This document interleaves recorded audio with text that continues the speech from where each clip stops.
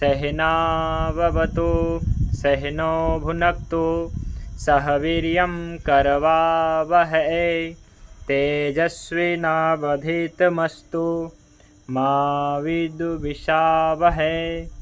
ओम शांति शांति शांति। सभी को नमस्ते, प्रणाम, सत श्री अकाल मित्रों। भगवान धन्वंतरि की कृपा से आज की क्लास आरंभ करते हैं और आज का टॉपिक है कलेदक कफ। तो आज का टॉपिक आप सभी के ग्रुप में हमने भेज दिया है। तो आज का टॉपिक पढ़ेंगे जी कलेदक कफ के बारे में। कल का टॉपिक हम लोगों ने देखा था अवलंबक कफ के बारे में, है ना। तो आज का टॉपिक है कलेदक कफ के बारे में। ये क्या है? कफ के उप प्रकार हैं, 5 प्रकार के कफ मैंने आपको बताया। अवलंबक कफ, कलेदक कफ, है ना, इस प्रकार से बोधक कफ, और आगे जो है सभी कफों के बारे में जैसे जानेंगे। तो आज का जो टॉपिक है कलेदक कफ। तो कलेदक कफ क्या है इसका डिटेल आज जानते हैं। और कलेदक कफ किस प्रकार से कार्य करता है, तो कलेदक कफ का पंचभौतिक संरचना क्या है ये भी जानेंगे। और कलेदक कफ विकृत होता है जब, तो क्या समस्या होता है। तो ये सारी जानकारियां जो है आज के इस टॉपिक में कवर करने वाले हैं। तो कलेदक कफ के बारे में थोड़ी थोड़ी जानकारियां हम लोगों ने देखा था कि कलेदक कफ, जो कफ अमाशय में रह करके अपना कार्य करता है, कहाँ रहता है जी? अमाशय में रहता है और अपना कार्य करता है। अमाशय में ही रह करके अपना कार्य करता है। क्या करता है? तो वह आहार समूह को गीला करता है, अतः इस कारण से इसे कलेदक कफ करते हैं। क्या करता है? आहार द्रव्यों को, आहार समूह को, है ना, गीला करता है। इस कारण से ये कलेदक कहलाता है। तो यहाँ से पढ़िए आज प्राण वायु, ये पढ़िए जी।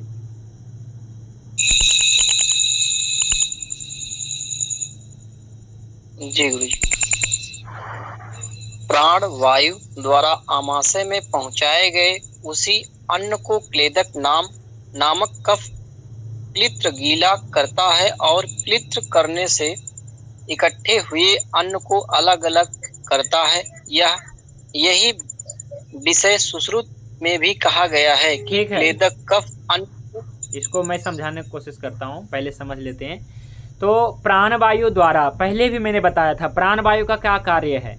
तो ये वायु के टॉपिक में मैंने आपको बताया था कि 5 प्रकार के वायु होते हैं, उनमें से एक प्राणवायु भी होती है ना। तो प्राणवायु गले से लेकर के हृदय के बीच में प्राणवायु द्वारा क्या है, अमाशय में पहुंचाए गए उस अन्न को, यानी कि आपने भोजन आहार को मुख में रखा और वो भोजन कहाँ चला गया? अमाशय में चला गया। तो मुख से अमाशय में ले जाने का क्रिया कौन करता है? आपका प्राणवायु का कार्य करता है। चाहे आप किसी भी अवस्था में लेटे हो, चाहे उल्टा हो, आप मुख में रखेंगे तो वो जो है हमेशा अमाशय में ही जाएगा। ऐसा नहीं कि मुख में ही रह जाएगा या फिर ऊपर चला जाएगा, ऐसा नहीं होता है। हमेशा जो है जो भी भोजन आप लेंगे तो आप उल्टा भी लेटे रहें, सीधा भी लेटे रहें, जिस प्रकार से अवस्था में बैठे रहें वो अमाशय में पहुँचेगा, क्योंकि प्राणवायु यहाँ पे कार्य करता है। तो प्राणवायु का कार्य है भोजन को मुख से लेकर अमाशय में पहुँचा देना। और जब अमाशय में पहुँच जाता है, पेट में पहुँच जाता है, तो अब कलेदक कफ का काम है जी। देखिए काम बटा हुआ है सबका। पहले तो क्या है कि भोजन तो ग्रहण करो, तो बात ने क्या किया कि अमाशय में पहुंचा दिया, और कफ क्या करेगा? उसे कलेदक गीला करेगा, है ना, या फिर इसे कहिए कि तोड़ेगा भोजन को, और इसके बाद आगे बढ़ा देगा तो पित्त कार्य करेगा, पित्त इसे पचाएगा। तो कितना सुंदर कार्य है। पहले बात कार्य कर रहा है, फिर कफ कार्य कर रहा है, फिर पित्त कार्य कर रहा है। तो इस प्रकार से गीला करने का कार्य कलेदक कफ करता है। और क्या करता है? इकट्ठा हुए अन्न को अलग अलग करता है। 2 शब्द यहाँ पे है, 2 यहाँ कार्य कर रहा है कलेदक कफ। पहले गीला करना और गीला करने के बाद अलग अलग करना, ये दोनों कार्य कलेदक कफ का ही है। गीला करना, मान लीजिए कि हम आहार में कुछ भी लेते हैं, है ना, कुछ ठोस लेते हैं, कुछ हम अर्ध ठोस लेते हैं, कुछ गीला भी लेते हैं। तो जो ठोस है ना, बिस्किट, नमकीन, कुरकुरे वगैरह जो भी है ना, तो जो ठोस है, अर्ध ठोस है, उसको गीला करेगा और उसे अलग अलग करेगा। जैसे आपने चावल खा लिया या दाल का कोई टुकड़ा चला गया साबुत, तो इसे अलग अलग कौन करेगा? गीला तो कर दिया, लेकिन इसे अलग अलग करने का कार्य कलेदक कफ का है। ठीक है, आगे बढ़ते हैं। कलेदक नामक कफ के कार्य आपने समझ लिया। अब जानते हैं कि क्लेदक कफ यहाँ से पढ़िए। ऊपर कहे हुए श्लोक का भाव यह है कि ये पढ़िए, भाव प्रकर्ष निघंटु। ऊपर कहे हुए श्लोक का भाव यह है कि क्लेदन नामक कफ खाए हुए अन्न को क्लेद युक्त गीला करता है, जिससे इकट्ठा हुआ अन्न अलग अलग हो जाता है और दूसरे भाग जो कफ के स्थान हृदय याद है, उन सबों में वही क्लेदक नामक कफ भाग अंश से आकर हृदय का अवलंबन, त्रिकसंधान, रस ग्रहण करना, संपूर्ण इंद्रियों को तृप्त करना और सभी संधियों को जोड़ना आदि जो उदक जल के कर्म हैं, उनके द्वारा उन दो स्थानों का उपकार करता है। इस कर्म के द्वारा देखिए यहाँ पे 2 पॉइंट फिर से आ गया है। कह रहा है कि 2 स्थानों का उपकार करता है। ये कौन कौन से स्थान है? क्लेदक कफ किसका उपकार करता है, तो ये जानने वाले हैं। क्लेदक कफ का किसके ऊपर उपकार है? तो क्लेदक कफ नामक खाए हुए अन्न को क्लेद युक्त गीला कर देता है और इकट्ठा हुए अन्न को अलग कर देता है, भाव प्रकर्ष निघंटु में भी बताया गया है। और दूसरे भाग जो क्लेदक कफ के स्थान है ना, दूसरे भाग जो कफ के स्थान हृदय आदि है, और भी जो कफ है जैसे अवलंबक कफ का स्थान जो बताया गया है, फिर इसी प्रकार से बोधक कफ का स्थान बताया गया है ना। तो जितने भी कफ हैं तो सभी प्रकार के कफों की भी बात करेंगे यहाँ पे, कि ना कि केवल यहाँ पे क्लेदक कफ की बात किया जा रहा है, तर्पक और श्लेषक सभी कफ की बात करेंगे, है ना।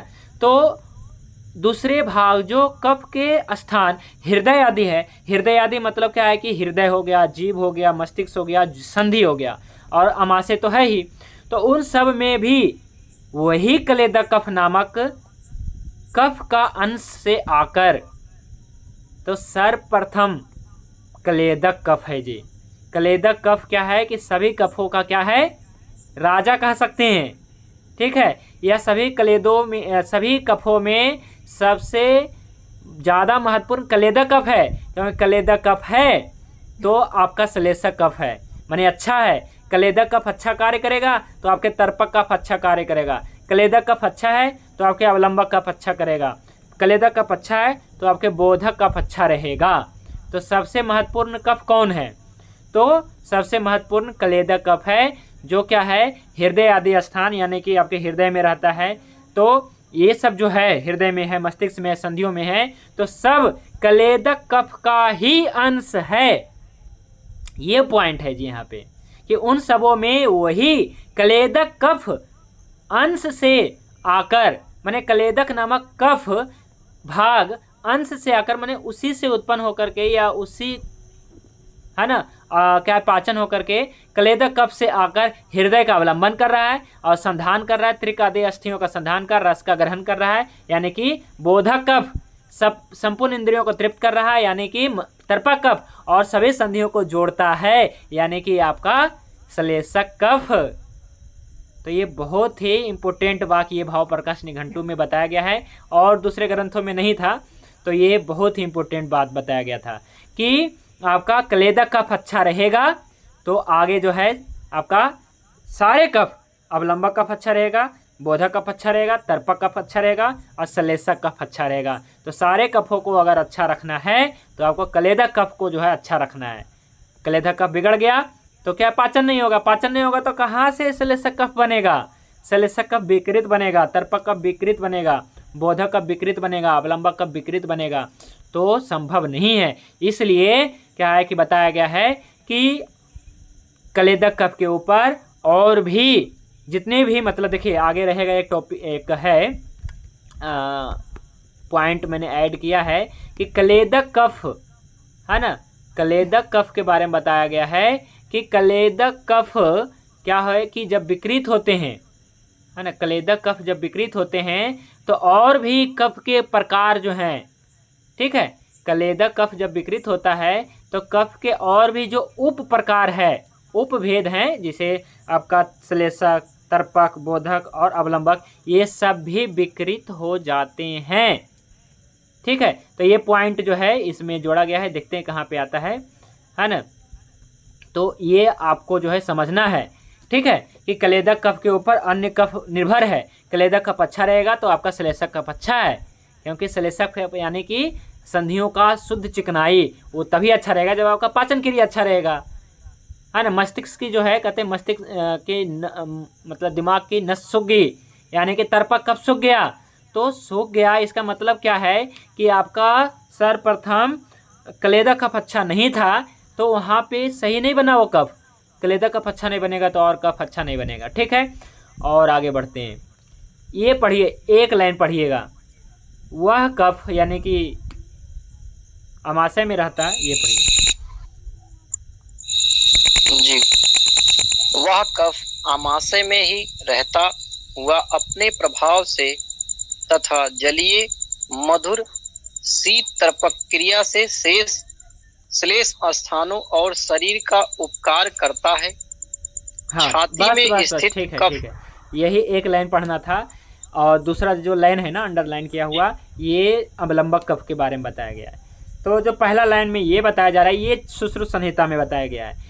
वह कफ यानी कि क्लेदक कफ अमाशय में रहता हुआ अपने प्रभाव से, वीर्य से, प्रभाव से और जलीय, देखिए यहाँ पे एक शब्द आया है जलीय, माने मधुर शीत तर्पक क्रिया से। जलीय मतलब क्या है कि क्लेदक कफ निश्चित रूप से जल महाभूत प्रधान है।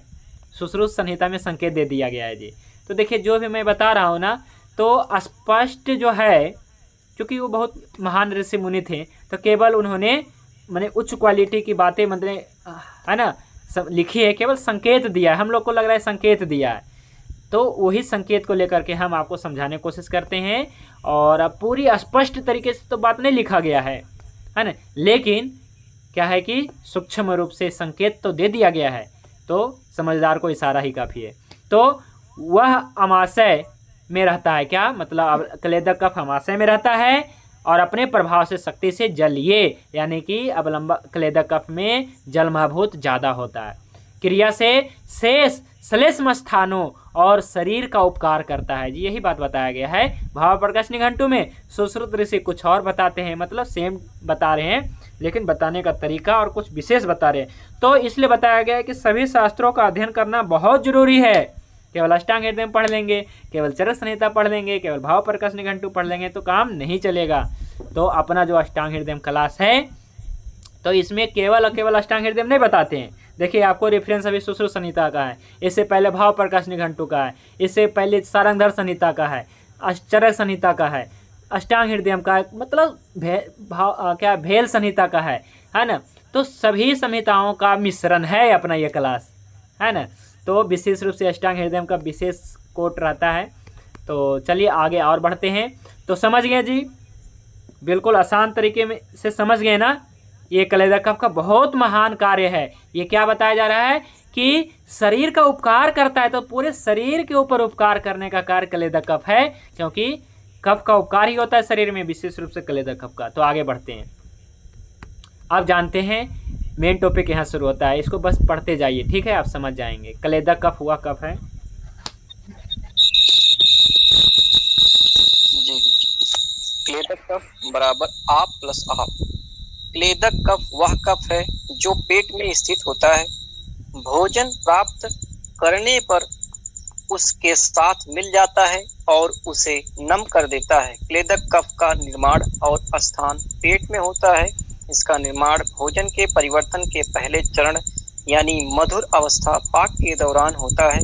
भोजन के मधुर प्रधान परिवर्तन के अंत में पेट में कफ बनता है, जो स्वाद में मीठा और गुड़ में ठंडा होता है। इसे क्लेदक कफ कहते हैं। हाँ, क्लेदक कफ कहते हैं।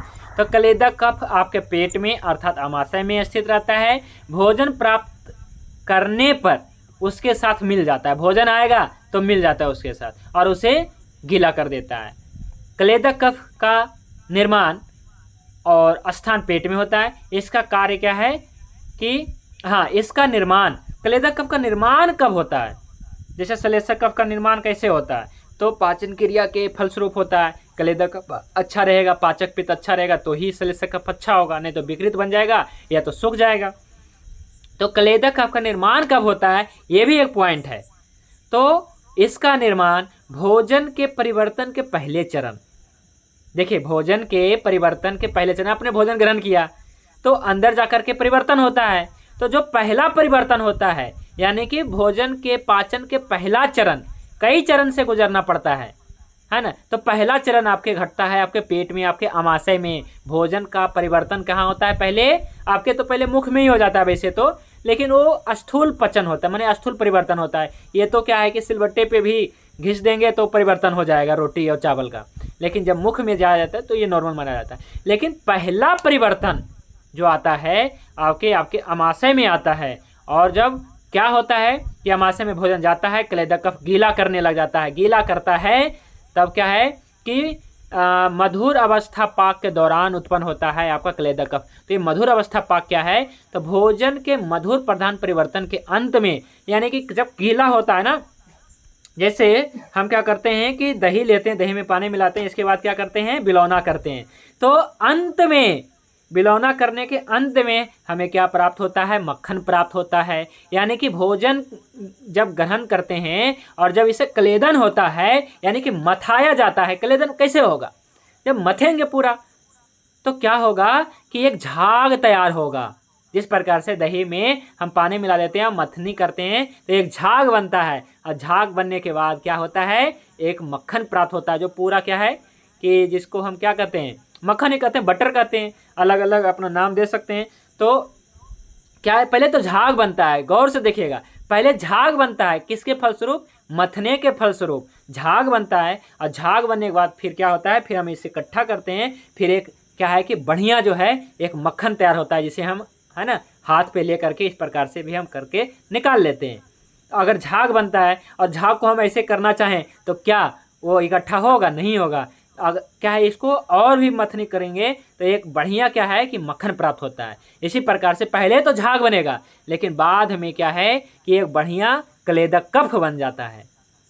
अब बन के क्या करेगा? फिर आएगा भोजन, फिर इसे जो है गीला करेगा, और गीला करेगा, फिर वो झाग बनेगा, फिर आगे भोजन आएगा, फिर गीला करेगा। यही इसका काम चलते रहता है। और कुछ गीला करने के दौरान गीला करता है तो कुछ भोजन में भी चला जाता है आगे, भोजन के साथ भी बढ़ जाता है आगे, है ना। तो यही कार्य होता है क्लेदक कफ का। क्लेदक कफ गीला करता है, भोजन को टुकड़ा टुकड़ा करता है, और फिर क्या है कि इस प्रकार से क्लेदक कफ का निर्माण भी होते रहता है, जो स्वाद में मीठा और गुण में ठंडा होता है। इसे क्लेदक कफ कहते हैं। आगे पढ़िए।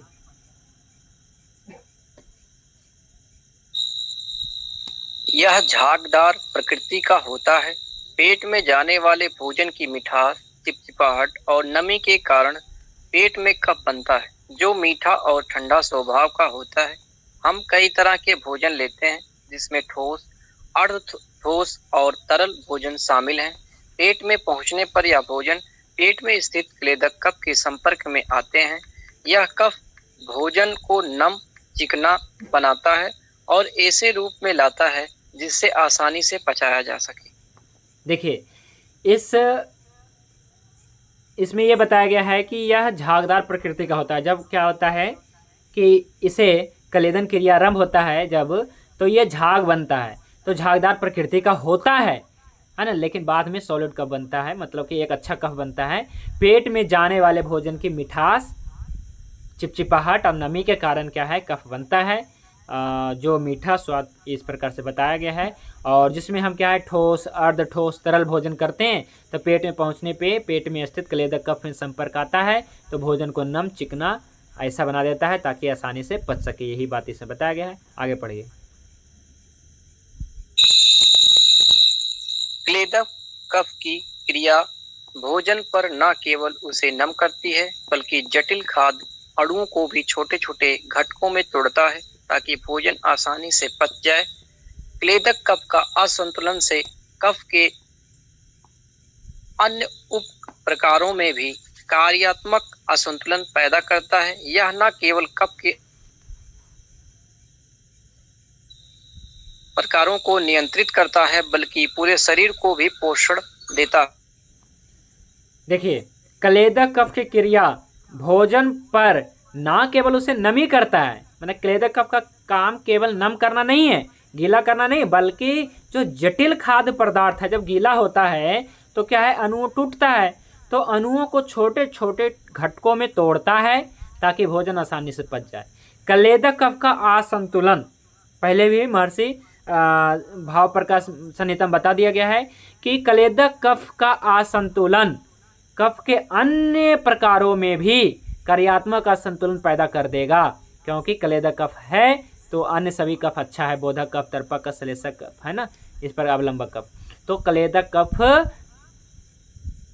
कफ के अन्य उप प्रकारों में भी कार्यात्मक असंतुलन पैदा कर देता है। यह न केवल कफ के बल्कि अन्य प्रकारों को भी नियंत्रित करता है, बल्कि पूरे शरीर को भी पोषण देता है। यह न केवल कफ के बल्कि पित्त के भी, यहाँ पे आएगा, यहाँ पे एक वर्ड छूट गया है शायद, तो पित्त के भी, पाचक पित्त आदि को भी कंट्रोल करता है। कैसे करता है जानते हैं।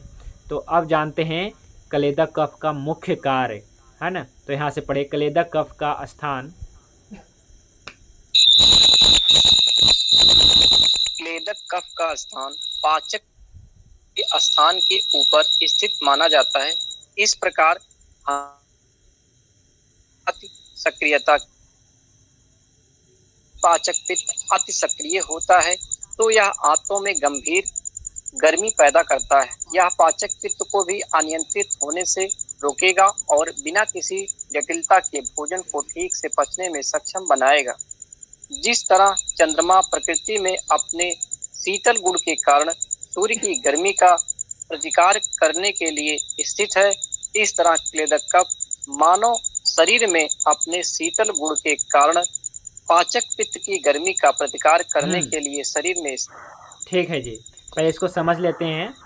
देखिए, थोड़े आपकी वॉइस ब्रेक हो रही है, तो कोई और दूसरा साथी भी पढ़िए, और भी कोई पढ़ना चाहते हैं तो हैंड रेज कर लीजिए, आपको मौका देंगे। ऐसा नहीं है कि केवल क्या है कि एक ही पढ़ते रहेंगे, तो आवाज़ लेकिन अच्छी आनी चाहिए। पढ़ दिया है। कलेदक कफ का स्थान जानते हैं सर्वप्रथम, तो स्थान तो जान लिया है कि ये जो अमाशय में रहता है। तो कलेदक कफ का स्थान कहा गया है पाचक पित्त के स्थान, माने पाचक पित्त के स्थान के ऊपर माना जाता है। ठीक है जी। तो ऊपर कौन है आपको समझना है। कलेदक कफ का स्थान पाचक पित्त के स्थान के ऊपर स्थित माना जाता है, यानी कि आपका जो है कलेदक कफ ऊपर है, पाचक पित्त नीचे है। ठीक है। तो कलेदक कफ ऊपर है यानी कि भोजन अमाशय में आया तो कलेदन पहले होगा, फिर पाचन होगा, ये भी समझना है। तो कलेदक कफ क्या है, पाचक पित्त के स्थान से ऊपर है। तो पाचक पित्त कहाँ पे है, तो पाचक पित्त बताया जाता है कलेदक कफ यानी कि अमाशय और पखवाशय के बीच में माना जाता है, यानी कि छोटी आंत हम कह सकते हैं, ग्रहणी जिसे हम कहते हैं, वो स्थान माना जाता है। तो पाचक पित्त के स्थान के ऊपर स्थित माना जाता है, कलेदक कफ ऊपर होता है। इस प्रकार हमेशा पाचक पित्त की अति सक्रियता की जांच करता है, यानी कि कलेदक कफ क्या करता है, पाचक पित्त को जांचते रहता है कि ऐसा तो नहीं कि पाचक पित्त ज़्यादा सक्रिय हो गया है। तो यह आंतों में गंभीर, यदि पाचक पित्त अति सक्रिय हो जाता है तो यह आंतों में गंभीर गर्मी पैदा करता है। पाचक पित्त वो पित्त के प्रकार होता है, एक प्रकार के, है ना। पाँच के सभी बात भी, पित्त भी और कफ भी, सभी पाँच प्रकार के होते हैं। तो अभी तो बात का बता दिया, कफ का बता रहे हैं, पित्त का भी बताएंगे। तो यदि पाचक पित्त अति सक्रिय हो जाता है तो आंतों में गंभीर गर्मी पैदा करता है, तो यह पाचक पित्त को भी नियंत्रित करेगा। कौन, कलेदक कफ क्या करता है, क्योंकि इसके पास आप और आप महाभूत है। तो पाचक पित्त में क्या है, ये तेज महाभूत है, तो पाचक पित्त को नियंत्रित कर देता है, मतलब संतुलित करता है, और बिना किसी जटिलता के भोजन को ठीक से पचने में सक्षम बनाता है। जिस प्रकार से चंद्रमा और सूर्य में क्या कनेक्शन है कि जिस तरह चंद्रमा प्रकृति में अपने शीतल गुण के कारण, चंद्रमा की प्रकृति क्या है, शीतल है, और सूर्य की प्रकृति क्या है, सूर्य की गर्मी का प्रतिकार करने के, सूर्य की प्रकृति गर्म है, तो सूर्य की गर्मी का प्रतिकार करने के लिए, रोकने के लिए चंद्रमा स्थित है ना। हम क्या पृथ्वी क्या है कि ग्रह पे हैं, तो बीच में कौन है, चंद्रमा है, और आगे क्या है कि सूर्य है।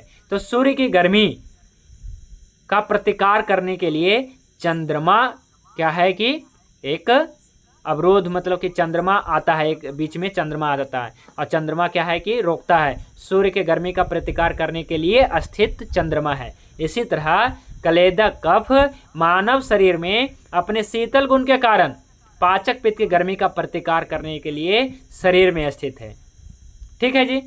तो एक तो पाचक पित्त है, एक कलेदक कफ है। तो कलेदक कफ क्या करता है, तो पाचक पित्त की गर्मी को रोकता भी है। ठीक है। पाचक पित्त पेट में भी बनता है, लेकिन पित्त के अम्लीय व्यवहार के कारण, पित्त क्या है, एक अम्लीय है, एक एसिड है। पित्त क्या है, एक एसिड की तरह है। तो अम्लीय व्यवहार को कम करने के लिए कलेदक कफ भी कार्य करता है। कलेदक कफ है तभी जो है क्या है कि आपके पेट में एसिड है, नहीं तो एसिड छूने पे तो जल जाना चाहिए, लेकिन जल नहीं पाता क्योंकि यहाँ पे कलेदक कफ है। कफ यानी कि चिकनाई है, जो मैंने बताया है, पहले भी बताया था कि कलेदक कफ पेट के श्लेष्म झिल्ली और मांसपेशियों को क्षतिग्रस्त होने से और क्षरण से यानी कि उसे डैमेज होने से बचाता है।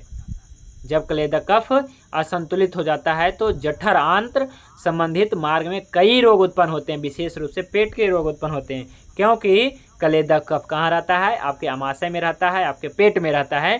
तो सबसे ज़्यादा रोग कहाँ होंगे, पेट में होंगे।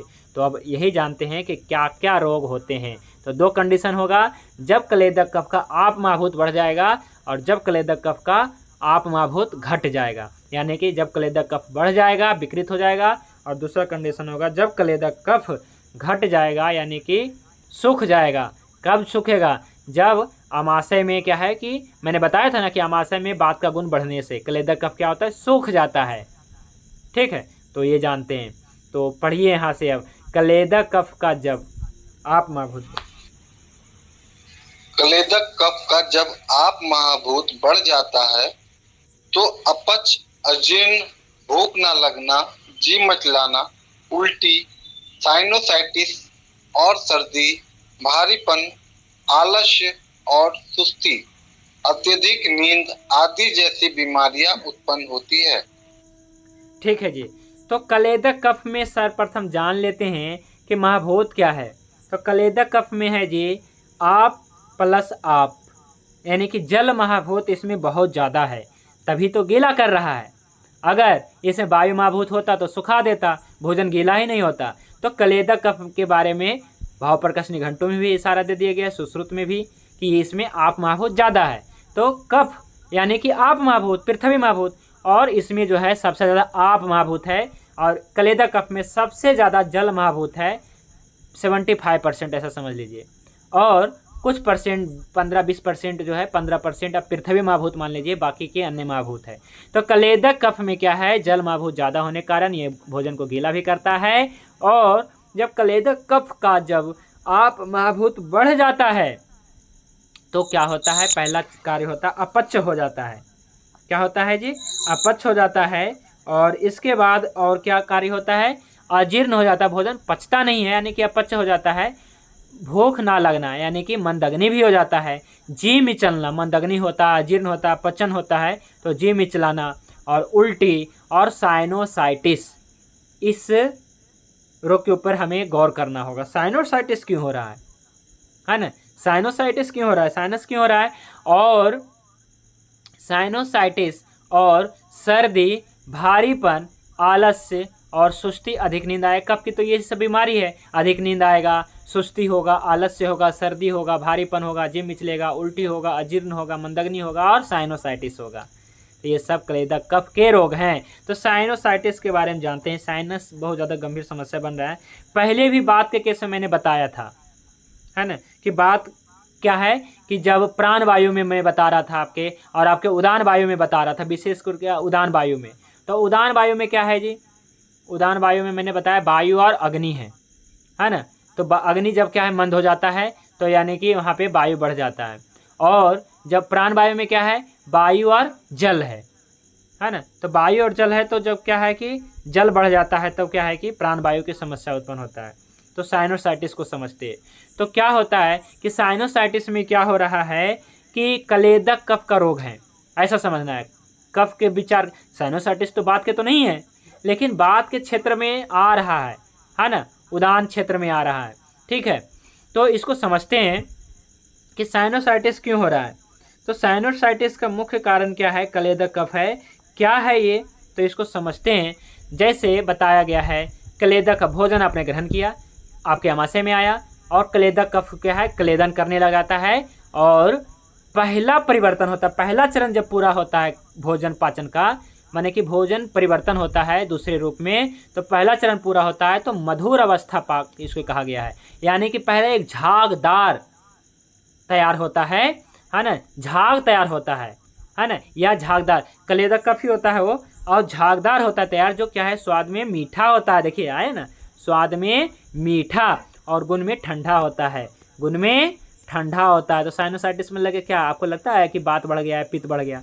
नहीं, वहाँ पे कफ बढ़ गया, स्वाद में मीठा और क्या है कि ठंडा होता है। तो साइनोसाइटिस जब ये क्लेदक कफ विकृत हो जाता है, क्यों विकृत हो जाता है? आप महाभूत भी बढ़ जाता है। और देखते भी हैं नाक से मतलब क्या एलर्जी वगैरह भी, ये अलग थोड़ा सा नज़ला थोड़ा सा अलग है साइनोसाइटिस, साइनस और साइनोसाइटिस। देखिए यहाँ पे साइटिस आई माने जहाँ पे आइटिस लग जाता है, जैसे अर्थराइटिस, साइनोसाइटिस है ना, क्या है कि इसी प्रकार से और भी जिसमें आइटिस लग जाता है, यानी कि वहाँ पे सूजन है ना। तो इस प्रकार से हम इसे समझेंगे।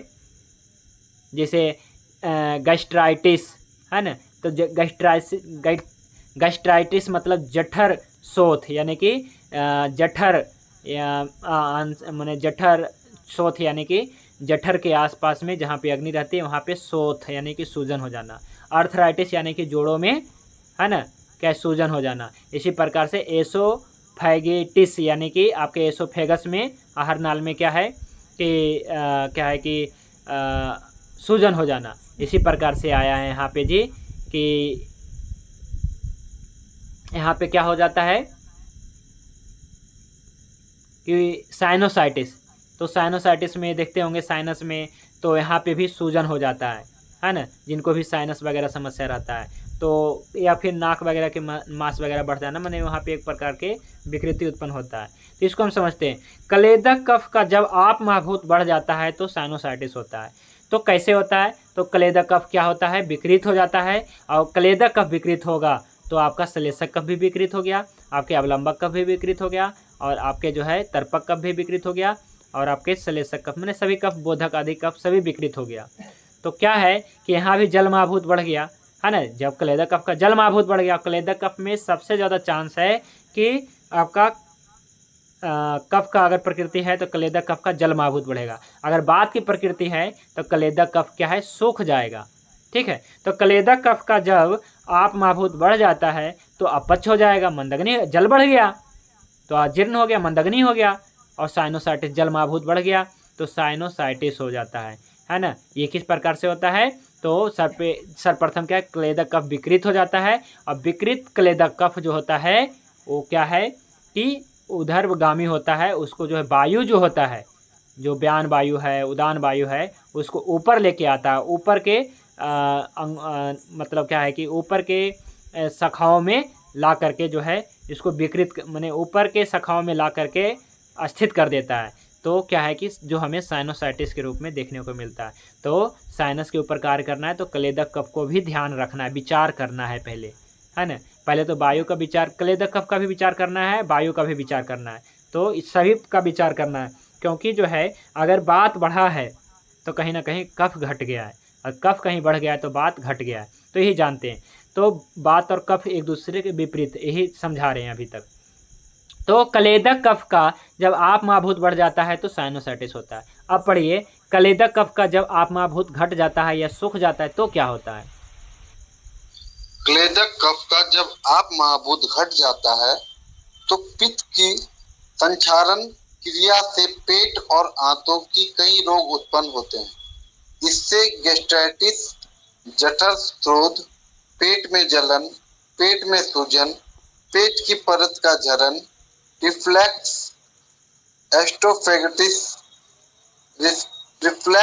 एसोफेगटिस, इसमें पेट की सामग्री जैसे एसिड अक्सर अन्न प्रणाली में वापस आ जाती है, जिससे अन्न प्रणाली में सूजन और जलन हो जाती है। गैस्ट्रिक इरोशन, पेट की अंदरूनी परत या म्यूकोसा में होने वाला घाव, और पेप्टिक अल्सर यह एक तरह का जख्म है जो खाने की नली, पेट या किसी आंत की सतह पर विकसित होता है। जब पेट का एसिड पाचन नली की सतह को नुकसान पहुंचाता है तब अल्सर, छाले होते हैं आदि जैसी कई बीमारियां होती हैं। तो कलेदक कफ जब सूख जाता है तो क्या होता है? तो कलेदक कफ को सुखाएगा कौन जी? पहले इसका जवाब दीजिए आप सभी लोग। कलेदक कफ को कौन सुखाएगा? वायु। ठीक है जी, वायु सुखाएगा। तो कलेदक कफ क्या है? पहले मैंने बताया था कि कलेदक कफ सूख जाता है जब वात का रुक्ष गुण बढ़ जाता है। और वात का रुक्ष गुण बढ़ेगा, पहले आपके अमाशय में बढ़ेगा, फिर आपके पक्वाशय में बढ़ेगा, फिर आपके रस धातु में, रक्त धातु में, मांस धातु में, मेद धातु में, अस्थि मज्जा शुक्र धातु में बढ़ेगा। तो पूरा डिटेल से पूरी क्लास हमने किया है बात का। तो बात का 25 लेक्चर हुआ है और इस 25 लेक्चर को जो है 125 पेज का PDF भी बना के भेजा है। तो ग्रुप में तो यही आते रहता है मैसेज कि गुरुजी सिलेबस भेजिए। अब पता नहीं वो क्या मांग रहे हैं, सिलेबस मांग रहे हैं, क्या मांग रहे हैं। तो थोड़ी सी आपको समझ बनानी है। आपको एक ही बात को बार बार ग्रुप में हमको इस प्रकार से नहीं करना है कि गुरुजी सिलेबस भेजिए। क्या सिलेबस भेजिए? जितने भी क्लास हो गए सबका रिकॉर्डिंग है आपके पास। यूट्यूब पे जाइए, वैद्य गुरु दर्शन लिखिए, सारा आ जाएगा।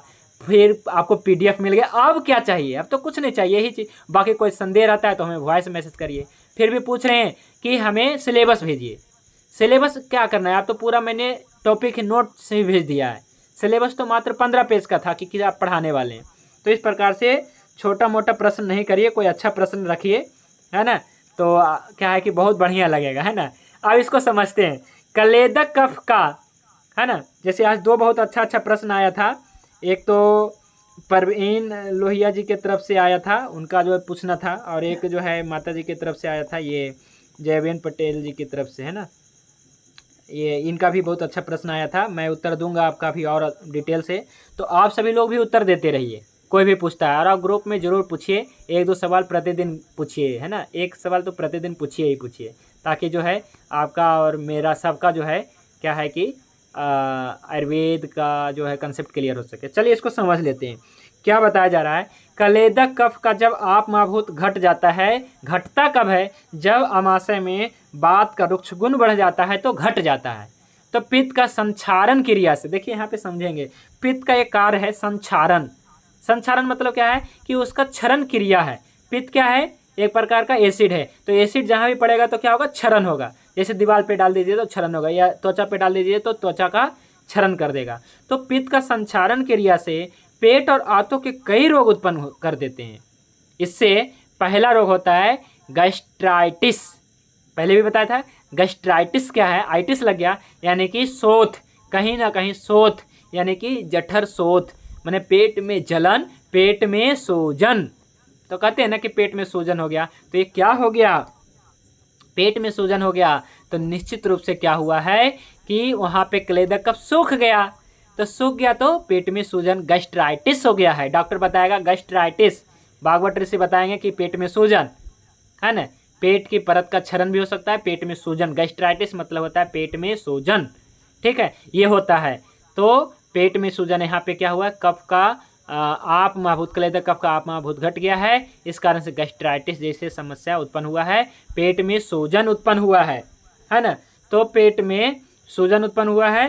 तो क्या है कि कहते हैं कि पेट में सूजन है। और यहाँ पे सूजन क्यों हुआ है? तो अधिक ज़्यादा रुक्षता आहार विहार करने से, है ना। अधिक चाय पी रहा है, अधिक मिठाई खा रहा है, चीनी से जो बना हुआ है, तो क्या होगा कि गैस्ट्राइटिस जैसे समस्या उत्पन्न होगा। ये सब क्या होता है? एसिड होता है, चीनी वगैरह, है ना। तो अधिक एसिड उत्पन्न हो जाने से, यानी कि पित्त बढ़ गया, यानी कि तेज महाभूत बढ़ गया वहाँ पे, यानी कि वायु बढ़ गया, वायु का रुक्ष गुण बढ़ गया, तो आपका कलेदक कफ का आप महाभूत घट गया, तो गैस्ट्राइटिस, जठर शोथ उत्पन्न होता है। दूसरा रोग है रिफ्लक्स एसोफेगेटिस, यानी कि इसमें भी अन्न प्रणाली, यानी कि आहार नाल में भी क्या है कि इसमें पेट की सामग्री जैसे एसिड अक्सर अन्न प्रणाली माने आहार नाल में वापिस आ जाते हैं। पेट में तो है लेकिन कभी कभी वापिस आ जाती है। इसको कहा गया एसोफेगेटिस, है ना। रिफ्लेक्स एसोफेगेटिस मतलब आहार का फिर से ऊपर की ओर, या फिर जो एसिड है वो ऊपर की ओर आ जाना, है ना। तो इस प्रकार से समस्या उत्पन्न होता है। तो ऊपर आ जाता है, जिससे अन्न प्रणाली में सूजन या जलन होता है ना, सूजन या जलन होता है। या फिर इसे हम क्या है कि एसिडिटी भी कह सकते हैं, एसिडिटी समझ लीजिए, एसिडिटी भी इसी कारण से है ना, जब क्लेदक कफ क्या है सूख जाएगा है ना तो होगा। गैस्ट्रिक इरोशन यानी कि पेट की अंदरूनी परत में घाव हो जाना, गैस्ट्रिक इरोशन इसे कहा गया है ना, यानी कि पेट में घाव उत्पन्न हो जाना। और अगला है पेप्टिक अल्सर, ये सभी जानते होंगे, बहुत सारे है ना इससे ग्रसित होते हैं। पेप्टिक अल्सर यानी कि क्लेदक कफ सूख गया तेरा है ना, तो पेप्टिक अल्सर उत्पन्न हो गया, तो क्लेदक कफ बढ़ाओ अपना। तो कैसे बढ़ाएंगे इसे हम जानेंगे। तो पेप्टिक अल्सर यह एक तरह का जख्म है जो खाने की नली, पेट या छोटी आंत की सतह पर विकसित होता है, इस प्रकार से बताया गया है। और ये कब होता है, जब क्लेदक कफ का आपमाभूत घट जाता है, क्लेदक कफ घट जाता है ना, तो वहाँ पे पेप्टिक अल्सर, गैस्ट्राइटिस, रिफ्लेक्स एसोफेगेटिस और गैस्ट्रिक एरोशन, हाइपर एसिडिटी, यही सब उत्पन्न होता है, एसिडिटी वगैरह उत्पन्न होता है। तो यहाँ पे कई सारे बीमारियाँ उत्पन्न हो रही है। क्लेदक कफ जब बढ़ भी जाता है और क्लेदक कफ जब सूख भी जाता है तो कई सारे उत्पन्न हो जाते हैं समस्या। तो आज के लिए बस इतना ही। आज के टॉपिक से संबंधित कोई प्रश्न है तो रख सकते हैं जी, क्योंकि आज का टॉपिक जो है समझ में आ गया या फिर नहीं आया जी, पहले ये बताइए। हमें लग रहा है कि आज थोड़ा सा, वैसे तो नहीं आया जी, नहीं आया, आज कुछ कम समझ में आ रही बात। क्यों समझ में कम आ रही है? आज नेटवर्क कम है क्या? कुछ नेटवर्क का प्रॉब्लम है। किस नेटवर्क में प्रॉब्लम है? मोबाइल नेटवर्क में या फिर आपके नेटवर्क में प्रॉब्लम है? नहीं, हमारे नेटवर्क में, दिमाग में हाँ, सही कह रहे हैं। नहीं, चलिए देखिए, हमने बहुत मतलब विस्तार से बताने की कोशिश किया है, और शायद हमें लगता है ना ये सब अंग्रेजी वर्ड से आप क्या है कि घबरा गए हैं कि ये रिफ्लेक्स एसोफेगेटिस क्या है ना, गैस्ट्राइटिस क्या है, ये सब को छोड़ दीजिए। आपको बस समझना है कि पेट में सूजन हो गया, अन्न प्रणाली में सूजन, आहार नाल में सूजन हो गया, बस ये पकड़ के चलना है। आपको ये सब शब्द को छोड़ देना है, ठीक है। आज का टॉपिक एक बात की रिक्वेस्ट है, ये पीडीएफ अगर एक सुबह में आ जाता ना तो एक बार दोहरा लेते हैं, पढ़ लेते हैं, तो फिर पढ़ाते हैं तो बहुत जल्दी समझ में आती है। अच्छा, सुबह मैं भेज दूं? जी जी। आज का जो टॉपिक आपने समझाया ना, ये बहुत अच्छे से समझाया। अच्छा जी, मुझे तो समझ में आया। समझ में आ गया ना? मुझे भी समझ में आया। जी जी जी, अच्छा लगा सर, आज की क्लास अच्छी लगी। गुरुजी, हाँ जी, गुरुजी आप तो सागर है, अभी हम बूंद है, धीरे धीरे हम प्रगति कर रहे हैं, ठीक है। मेन बात क्या है ना, जिनको थोड़ा सा चीजों का, जिन्होंने नाम सुना है ना उनके लिए थोड़ा सरल है, और जिन्होंने नहीं सुना है उनके लिए थोड़ा सा कठिन है अभी। हाँ, वो भी आसान हो जाएगा क्लास करते क्योंकि करते। मैं देख रहा हूँ कि अपने क्लास में अभी स्टूडेंट जो हैं, शायद आज कठिन क्लास हो गया, इस कारण से शायद स्टूडेंट लेफ्ट हो गए हैं लगभग सभी, है ना। मात्र अभी 30-35 बचे हुए हैं। चलिए कोई बात नहीं, समझ में आनी चाहिए। एक बार और इस वीडियो को यूट्यूब पे सुन लीजिएगा। और देखिए, पीडीएफ भेजने की बात होगी सुबह सुबह, तो क्या है ना कि इसमें हमें बहुत सारा करेक्शन करवाना पड़ता है। लिखा हुआ है, टाइपिंग भी मतलब टाइपिंग करता है, इसके बाद हमें भेजता है, फिर मैं करेक्शन करता हूँ, फिर बहुत सारे चीज़ें होता है ना, बहुत सारे गलतियाँ भी हो जाती है, और इसके बाद भी गलतियाँ हो जाती है जो आज क्लास होता है इसके बाद मैं कर पाता हूँ। तो इसलिए क्या है कि आपको जो है, मैं तो खुद चाहता हूँ कि आपको जो है सिलेबस 5 दिन पहले भेज दूँ। 5 दिन नहीं तो कम से कम सुबह भेज देंगे, ताकि जो है आपका बना रहेगा, है ना, इंटरेस्ट बना रहेगा। पहले बहुत पहले भेज देंगे ना तो इंटरेस्ट भी ख़त्म हो जाता है, समझ रहे हैं ना। मान लीजिए कि जो अभी 1 महीना क्लास हुआ, अगर 1 महीना पहले ही भेज देते हैं सिलेबस, तो आपका इंटरेस्ट, चलो हमने तो पढ़ लिया, आज यही बताने वाले होंगे। लेकिन जब क्लास में आकर के पूरा है ना A to Z चीज़ें समझेंगे तो अलग चीज़ें होती हैं, ये तो आप समझ सकते हैं। तो आज के टॉपिक से रिलेटेड कोई प्रश्न है तो करिए।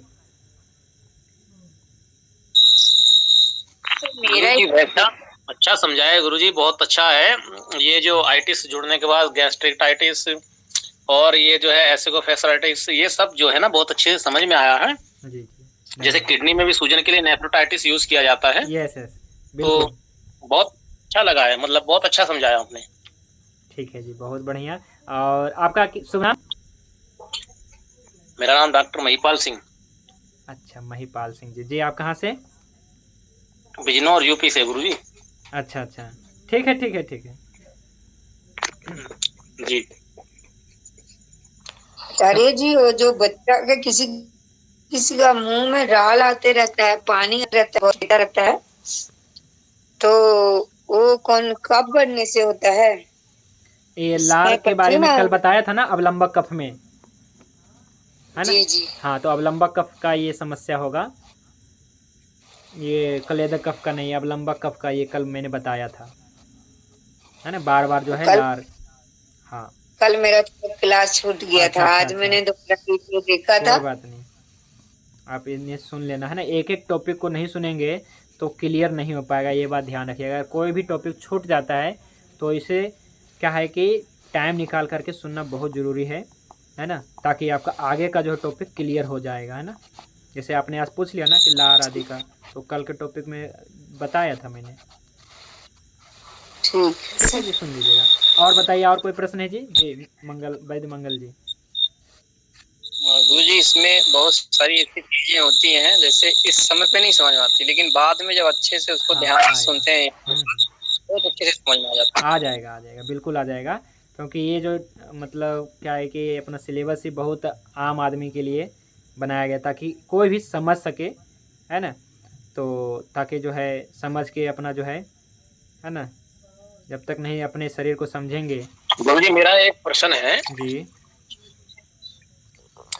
और जैसे ग्रुप है अपना, तो उसमें ग्रुप में चिकित्सा से संबंधित भी आप जो है दूसरे तीसरे दिन एक पोस्ट डालें, जैसे वायु पे है आजकल लोगों में आर्थराइटिस, रूमेटाइटिस, इसके बहुत प्रॉब्लम देखने को मिलता है, ताकि जो न्यू हम स्टूडेंट्स हैं वो उसका थोड़ा थोड़ा प्रैक्टिकल भी करते रहें। चलिए ठीक है जी, बिल्कुल और चलिए ठीक है। क्लासिकल ही आयुर्वेद होना चाहिए, ना कि पेटेंट, क्योंकि पेटेंट में जो है डिस्टर्ब हो जाते हैं, जैसे बैद्यनाथ, डाबर और हिमालय, ये बहुत सारी कभी नहीं, पेटेंट तो मैं कभी बताऊंगा ही नहीं। जो भी बताऊंगा क्लासिकल बताऊंगा, और जो भी बताऊंगा आप बना सकते हैं वही मैं बताऊंगा। हाँ। ऐसा नहीं मैं बताऊंगा कि आप ये भस्म करिए, ये जो है आप मारन करिए, ये आप आसब बनाइए, अरिष्ट, हम वही बताएंगे जो आप बना भी सकते हैं, है ना? अपना तो क्या है कि टारगेट है यही कि आप सभी को जो है 100% तो नहीं, लेकिन 90% आपको आत्मनिर्भर बना दूंगा, दवाई निर्भर। चलिए ठीक है। तो कोई हमसे पूछा कि वैद्य जी आप होम्योपैथी प्रैक्टिस क्यों नहीं करते हैं, बताइए। तो बिल्कुल मतलब क्या है कि होम्योपैथी भी आयुर्वेद से ही आया है, उत्पन्न हुआ है। तो मैंने यही कहा कि देखो क्या है कि जो भी औषधि मैं देता हूँ मैं खुद से बना करके देता हूँ, लेकिन मान लीजिए कल के डेट में, है ना, कल और कोई महान लॉकडाउन लग जाए तो होम्योपैथी दवाई कंपनी हमें देना बंद कर दे, सप्लाई बंद कर दे, तो हम प्रैक्टिस कैसे करेंगे? तो दवाइयाँ मैं वही बताने वाला हूँ जो आप खुद बना सकें, ठीक है? सभी को मैं यही बार बार बता रहा हूँ कि वही चीज़ मैं आपको चिकित्सा बताऊँगा, वही दवाइयाँ बताऊँगा जो आप खुद से बना सकें और इजीली अवेलेबल हो सके, जो सस्ता भी हो, सबसे अच्छा भी हो, वही मैं बताने वाला हूँ। कोई भी ऐसा भस्म, कोई भी आसावरिष्ट ऐसा नहीं बताऊंगा जो आप नहीं बना सकते हैं, जो लोग नहीं ले सकता है, और कोई मतलब ऐसा, मतलब मेरा मानना है। बाकी आप क्या करना चाह रहे हैं जी वैद्य मृत्युंजय दत्ता जी? मेरा रिक्वेस्ट था कि जैसे हम लोग अभी पढ़ रहे हैं, हम लोग अभी वात को पढ़ चुके, कफ को पढ़ चुके, तो अगर हम लोग एक आपस में ग्रुप बना लें तो इससे कोई परेशानी तो आपको नहीं, वो डिस्कशन करने के लिए। तो डिस्कशन कर सकते हैं, देखिए परेशानी नहीं होती है, लेकिन क्या है कि पहले भी देखिए एक ग्रुप बनाया गया था अष्टांग हृदय डेमो क्लास, उसमें देखा कि किस प्रकार से किसी ने मतलब कि इसका गलत फ़ायदा मतलब उठाने की कोशिश किया कि आप सभी के नंबर को सेव करके फिर अलग ग्रुप बना लेता है कोई। तो ऐसा नहीं करना है, किसी को भी करने की ज़रूरत नहीं है। जो भी पूछना है ग्रुप में कर लीजिए, कोई दिक्कत ही नहीं है, इससे लोग डिस्टर्ब भी नहीं होंगे, है ना? जो भी करना है इसी ग्रुप में करिए, ठीक है? कोई दिक्कत नहीं। आप पूछ से आपका कोई भी केस है आप रखना चाहते हैं ग्रुप में, तो ग्रुप में रखिए, है ना? इसका जो है जो भी वैद्य फ्री होंगे या जो भी क्या है कि सीखने वाले सीखेंगे, बताने वाले बताएंगे, मैं भी बताता रहूँगा सही गलत, ठीक है? तो आप ग्रुप में बना हुआ है, उसी में जितना भी करना है करिए। गुरुजी प्रणाम। हाँ जी, नमस्ते। आप सोमवार से शुक्रवार तक जो पढ़ाते हैं, शनिवार रविवार की अपनी छुट्टी रहती है जी। तो मेरा इसमें निवेदन है, इस इन दिनों में जो आप पढ़ाते हो उसमें जो आपको जो महत्वपूर्ण लगता है, आपको महत्वपूर्ण लगता है जी, उसके बारे में हमारे ग्रुप में प्रश्न डाल दिया करो आप, ताकि हम जो भी कोई शिष्य आपके वो जवाब देना चाहेंगे तो जवाब देंगे, तो हमारा अधिक हो जाएगा उसमें। चलिए ठीक है, आप सभी लोगों के लिए मैं प्रश्न ग्रुप में छोड़ता रहूँगा और इसका वॉइस मैसेज आप सभी लोग मतलब कि टेक्स्ट मैसेज, वॉइस मैसेज जो भी है आप करते रहना जी, ठीक है। तो एक क्वेश्चन मैं प्रतिदिन पिन कर दिया करूँगा, ठीक है, एक टॉपिक के ऊपर आप सभी अपना अपना जो है रिप्लाई करते रहना। देखिए पहले भी एक टॉपिक हुआ था लेकिन रिप्लाई नहीं करते हैं, है ना, तो रिप्लाई भी करते रहिए, है ना, अपना डिस्कशन करते रहिए ताकि जो है सही रहता है रहेगा सभी।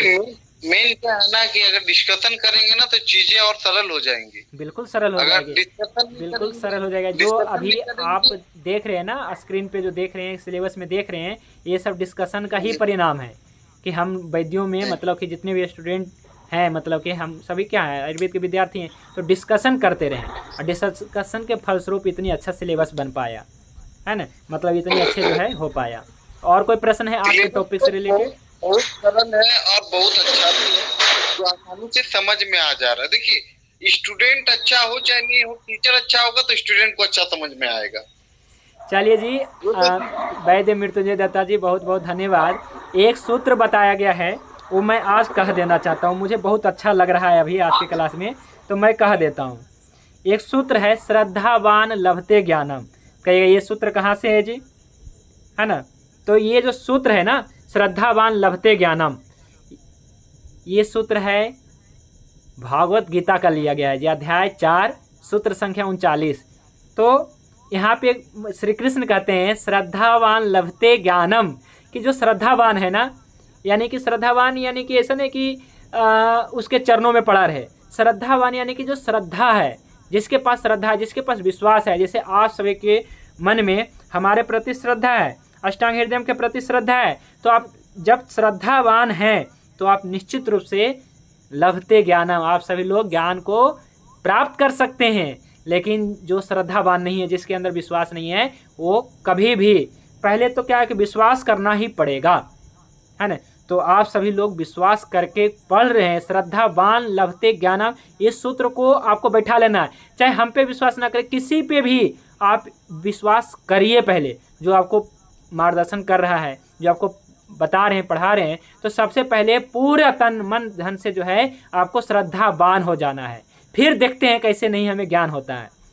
तो चूंकि ये सूत्र है श्रद्धावान लभते ज्ञानम, कृष्ण जी के द्वारा कहा हुआ, तो 100% ये सत्य है।